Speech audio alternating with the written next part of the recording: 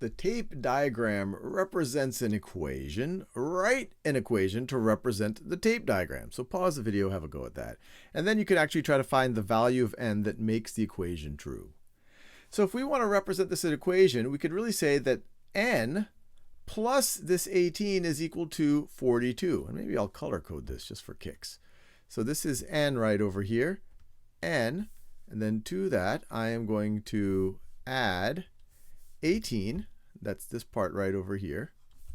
So n plus 18 is going to be equal to, all of this is going to be equal to 42. And we can see that this width plus that width is equal to this entire width.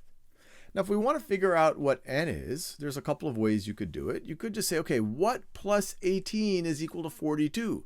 Some of you might be able to do that in your head. Or another way to do this is we could say, okay, if these two things equal each other, what if we were to subtract 18 from both sides? They'd still be equal since I'm doing the same thing to both sides. So if I subtract 18, let me do it from both sides. If I subtract 18 from this side and subtract 18 from that side, another way to think about it is we're saying that these two things are equal. So if we subtract 18 from both of these, so we take out 18 on top right over here, we'll be just left with n. And if we take 18 away from 42, what are we left with? So we're going to get n is equal to, these cancel out because we just got rid of the 18 there. And what's 42 minus 18? See, 42 minus 20 is 22, so this is going to be equal to 24. And you can validate that. 24 plus 18 is indeed equal to 42. Let's do another example. Let me delete what I had written before. All right. So we have another situation where a tape diagram represents an equation. Write an equation, find the value of p. So pause the video again and have a go at it.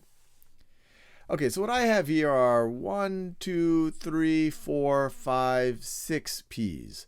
We could literally write p plus p plus p plus p plus p plus p, that's 6, is equal to 84.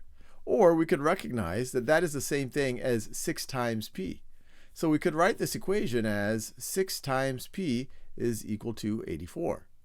What's the value of p that makes the equation true?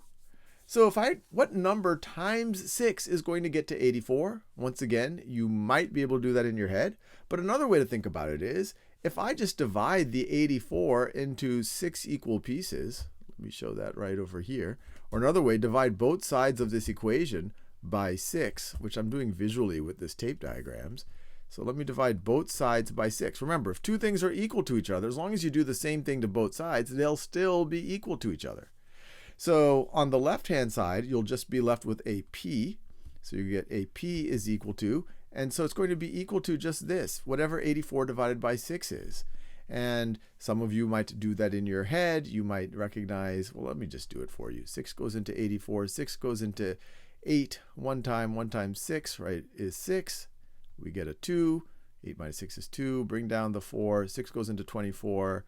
4 times 6 is 24, and we have no remainder. So p is equal to 14. So this is 14, 14, 14, 14, 14, 14. And you can validate, if you add 6 14s together, you will get to